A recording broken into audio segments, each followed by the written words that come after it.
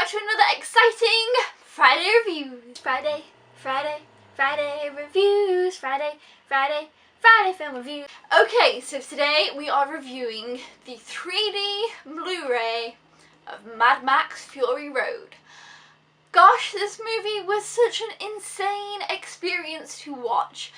And I honestly thoroughly enjoyed this so much, and I've been thinking about it ever since watching it. I watched it on Monday.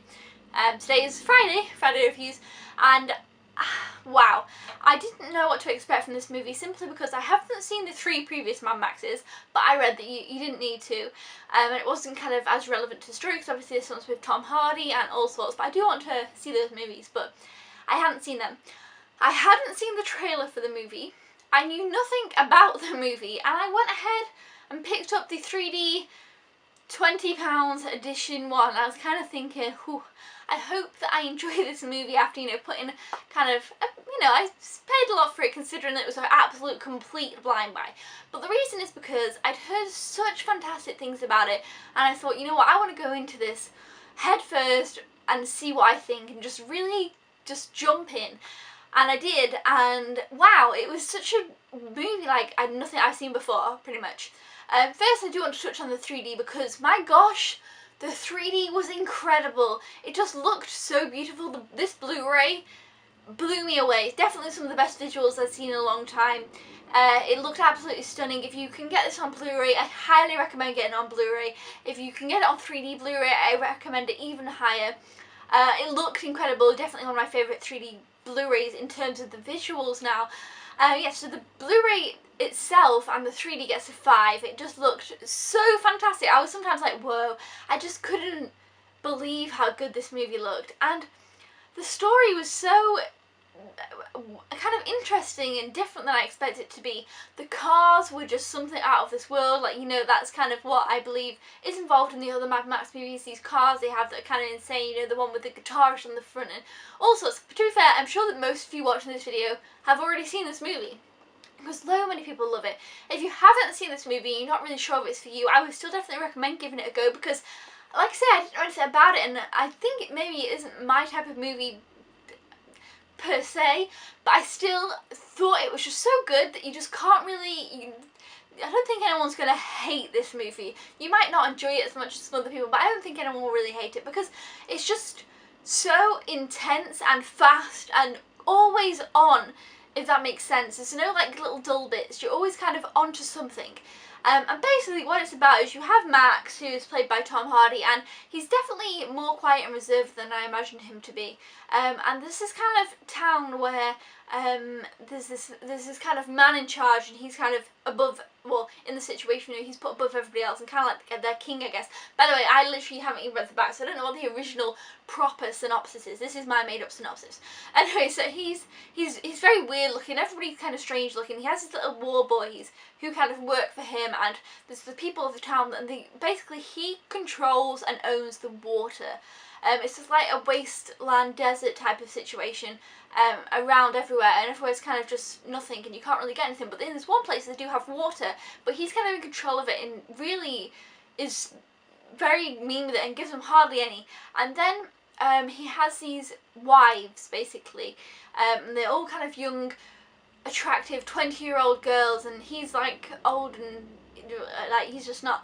Anyway, he has these wives, and he does like, really what would you call it, like he wants to keep them, I don't know, he's very protective over them, obviously, like, they're his wives and his kind of pride and glory. Anyway, and then this girl who is not on the front cover of this one, she's on the front cover of some other ones, but basically Charlie's, I can't even pronounce her real name, and I don't even remember her name in the movie. What's her name in this movie?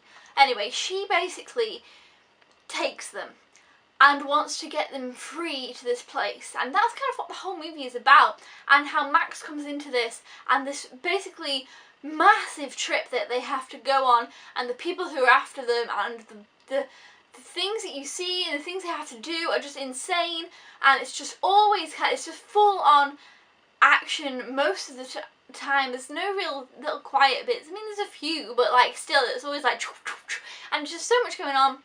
And so much excitement, and so much to look at. I feel like my synopsis hasn't done this film justice, but I feel like the synopsis is hard because it kind of there's not too much to synopsisize. Is that even a word, synopsisize? There's not too much to synopsisize, but it's just such an exhilarating movie. I just can't really know how to explain it. I watched it, I was like, whoa, what did I watch? Like, it was insane, and I really, really enjoyed it. I gave this movie 5 stars, so really, that should say it all. 5 stars. It was just, it blew me away, honestly, it did, and there's some bits that surprised me and shocked me, and then I just, literally, it's one of the movies where you couldn't just be like, oh, we're just going to pause this and just, potter off. You couldn't stop the movie. You'd have to keep watching the movie. I was on the edge of my seat sometimes. I had to sit forward.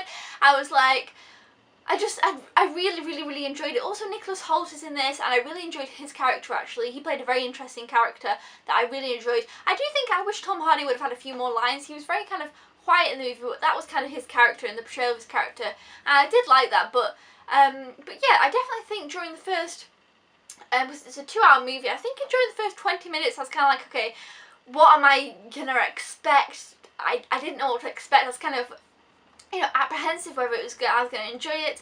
And then kind of once it really kicked in, I was like, yes, I was on board.